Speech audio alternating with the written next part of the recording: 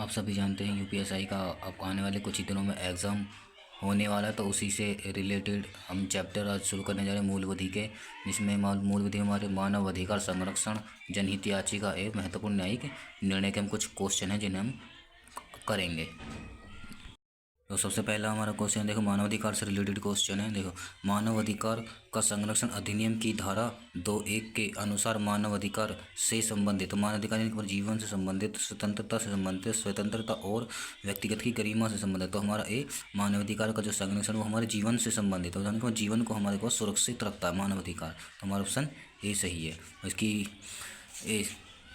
और क्वेश्चन 2 है हमारा, उच्च न्यायालय का आसीन मुख्य न्यायाधीश राष्ट्रीय मानवाधिकार आयोग का सदस्य तभी नियुक्त किया जाएगा जब राष्ट्रपति ने तो उच्चतम न्यायालय के मुख्य न्यायमूर्ति से परामर्श लिया होगा, तभी वो उसका आयोग का नियुक्त किया जाएगा।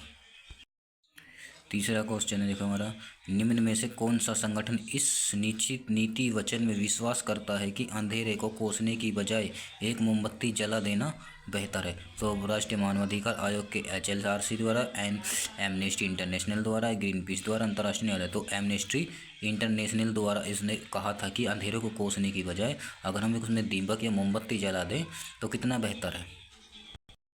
क्वेश्चन देखो, मानवाधिकार कारों की सार्वभौमिक घोषणा की भाषा सभी पुरुषों को समान बताया है और उसने जो है सभी मनुष्य को समान बनाया है, मैं बदलने के लिए कौन जिम्मेदार था। तो इसने कहा था कि किसने कहा था कि सभी पुरुषों को समान बनाया है, और एंड्रो एल्बर्ट जो पसंदीदा वाक्यांश से है, ये सभी मनुष्य को समान बनाया गया है, मैं बदलने के लिए कौन जिम्मेदार हूँ। तो एक हंसा मेहता थे जिन्होंने ये कहा था कि सभी मनुष्य समान हैं। ये 2017 में का एक क्वेश्चन है, यूपीएसआई 2017 में क्वेश्चन आया था। और एक क्वेश्चन देखो, मानव अधिकार की परिभाषा निम्न में से किस में दी गई है। मानव अधिकारों की परिभाषा दी गई, तो परिभाषा 2D में दी गई है। 2 घ का मतलब है 2D, यानी कि 2D में इसकी परिभाषा। इंपॉर्टेंट क्वेश्चन है, मानव अधिकार से रिलेटेड पूछा जा सकता है एग्जाम में। मानव अधिकारों की परिभाषा कौन सी धारा में दी गई, तो धारा 2D में दी गई है। और क्या है कि मानव अधिकारों के अध्यक्ष या सदस्यों को कौन हटा सकता है। तो केंद्र सरकार हटा सकती है, राष्ट्रपति हटा सकता है, प्रधानमंत्री या उपराष्ट्रपति में से कोई नहीं। तो यानी कि बी हमारा राष्ट्रपति उनको हटा सकता है या नियुक्त कर सकता है मानव अधिकारों से। तो और देखो, मानव अधिकारों धारा 5 में मानव अधिकारों के आयोग के अध्यक्ष और सदस्य को हटाए जाने का उपबंध दिया गया है। इंपॉर्टेंट क्वेश्चन है देखो, राज्य मानवाधिकारों के अध्यक्ष कौन हटाएगा, तो उनको भी राष्ट्रपति ही हटाएगा। चाहे वो केंद्र का हो, चाहे वो राज्य मानवाधिकार का हो, तो उनको राष्ट्रपति उनको हटाएगा और नियुक्त करेगा। और देखो अगला क्वेश्चन, राष्ट्रपति मानवाधिकार आयोग के अध्यक्ष सदस्यों की नियुक्त कर रहा है, तो वो भी राष्ट्रपति ही करेगा। धारा 4 के अनुसार राज्य के राष्ट्रीय मानवाधिकार के अध्यक्ष सदस्यों की नियुक्ति राष्ट्रपति द्वारा और मुद्रा सहित अधिपत्र द्वारा जारी की जाती है। और राज्य मानवाधिकार के अध्यक्ष सदस्यों की नियुक्ति कौन करेगा, राष्ट्रपति ही करेगा। राज्यपाल, राज्य मानवाधिकार आयोग के अध्यक्ष सदस्यों की नियुक्ति कौन करता है, राज्यपाल करता है।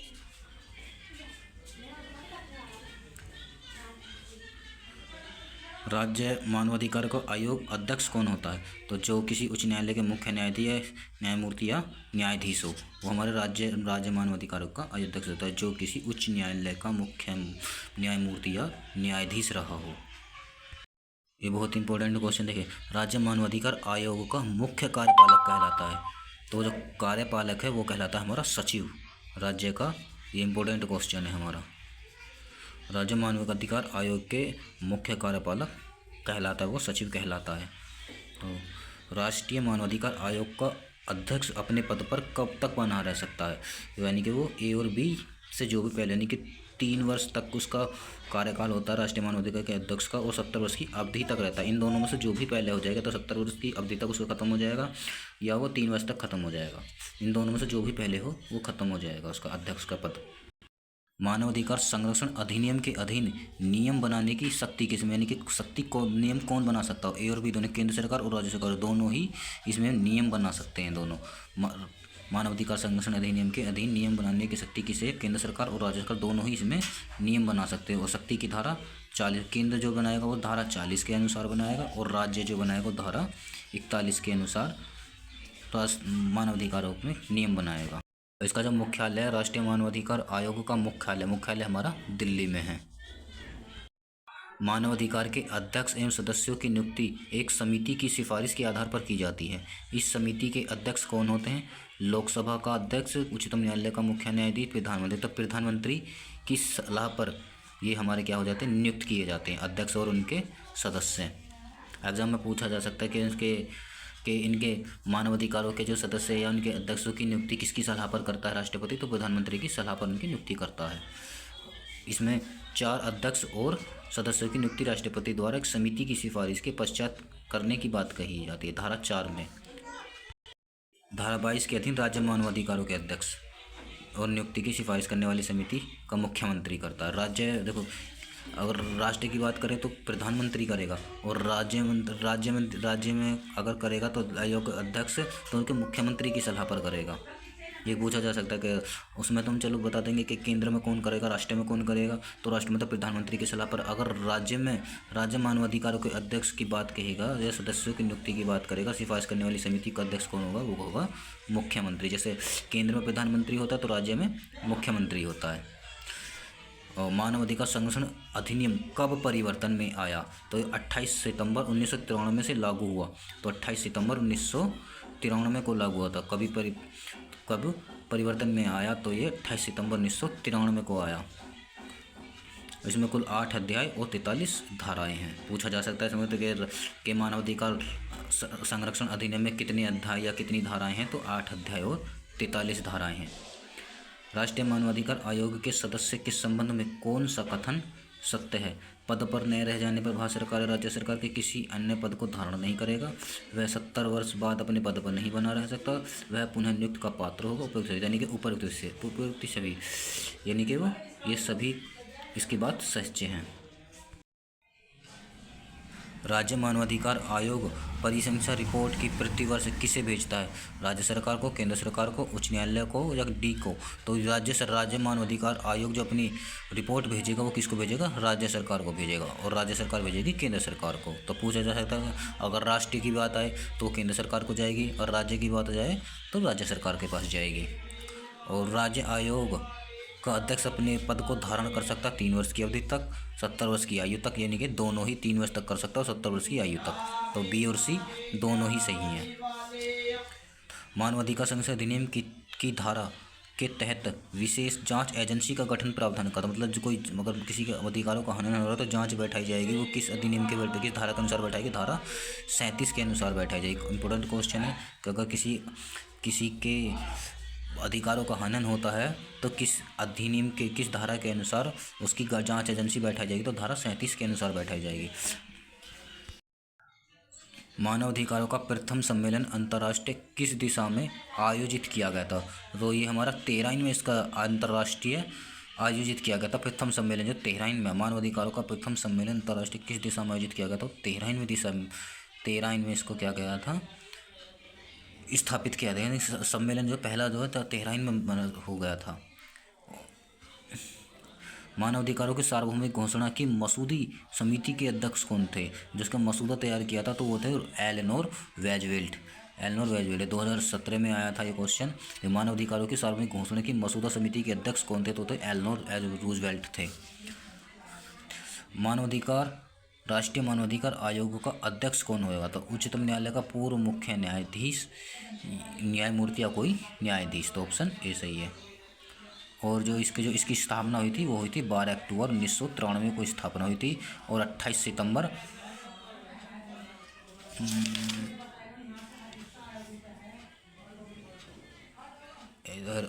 सितंबर 1993 को ये परिवर्तन में आया था। मानवाधिकार संरक्षण अधिनियम कब परिवर्तन में आया था?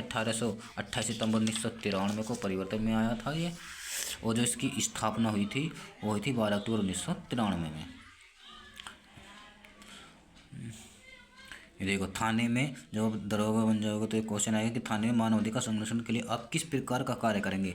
उच्च न्यायालय के निर्णय डी के वसु के बनाम पश्चिम बंगाल के निर्देश का पालन करेंगे। यदि मानवाधिकार की टीम आई तो उसका पूरा सहयोग करेंगे। तो सी, ए और बी दोनों, कोई टीम आती है तो उसका सहयोग करेंगे। और एक इनका फेमस केस था डी के वसु बनाम, तो बंगाल के निर्देशों का पालन करेंगे। तो दोनों ही क्वेश्चन हमारे, ये दोनों ही आंसर हमारे सही हैं, बी और सी।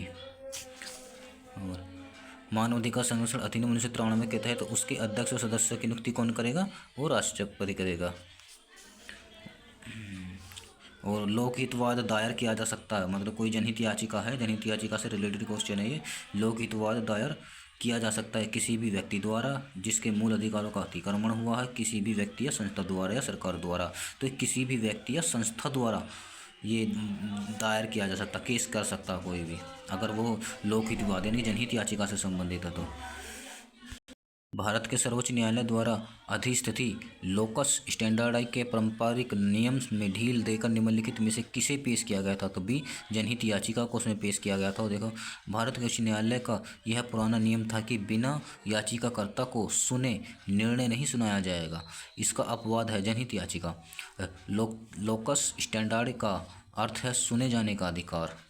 लोकस स्टैंडर्ड का अर्थ है सुने जाने का अधिकार। इसके तहत केवल वाद के पीड़ित पक्षकारों को सुने जाने का अधिकार था, किसी अन्य को नहीं। जनहित याचिका के तहत वाद का पीड़ित पक्षकार न होकर कोई अन्य व्यक्ति भी हो सकता है।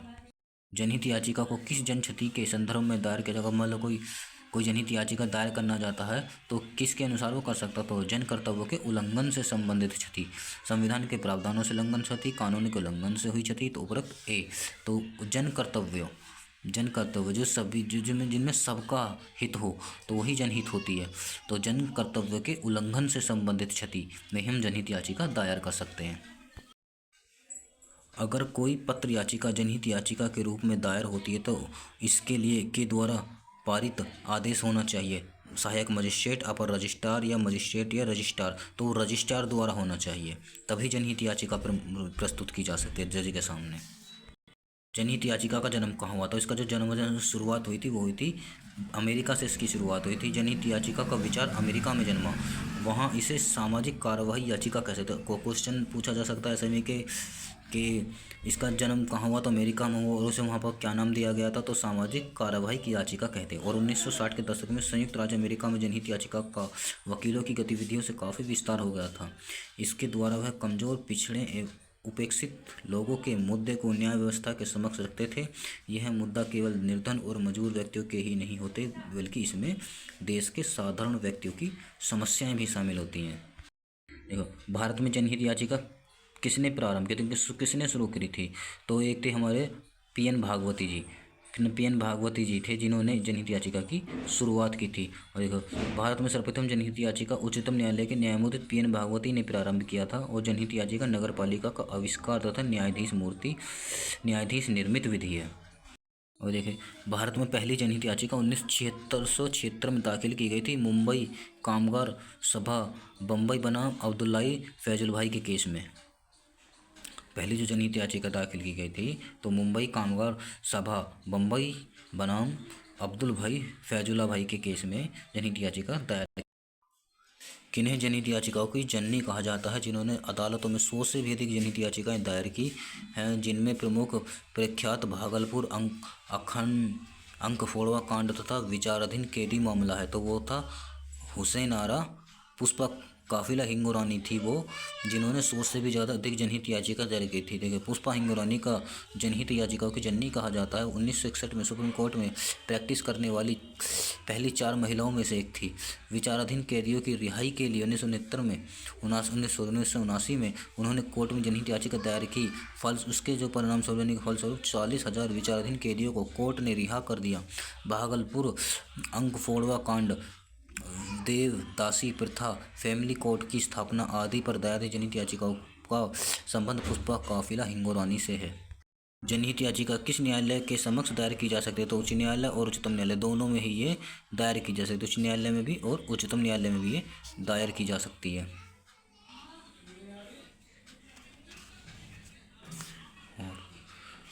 जनहित याचिका किसके विरुद्ध दायर की जा सकती है? तो केंद्र सरकार, राज्य सरकार, नगर परिषद एवं किसी सरकारी विभाग के द्वारा। ऊपर तो सभी के द्वारा जो है, सभी के खिलाफ जनहित याचिका दायर की जा सकती है। और एक तो उत्तर प्रदेश भारत संघ जो आवश्यक हो, अथवा दोनों भी हो सकते हैं। जनहित याचिका को किस जन क्षति के संदर्भ में दायर किया जाए? तो वह जन कर्तव्य के उल्लंघन से संबंधित क्षति किसमें दायर किया जा सकता है। और आज तक के लिए यही वीडियो, फिर तो मिलते हैं इसकी अगली वीडियो में। तब तक बने रहिए। थोड़ा नया हूँ, सीख जाऊँगा वीडियो बनाना।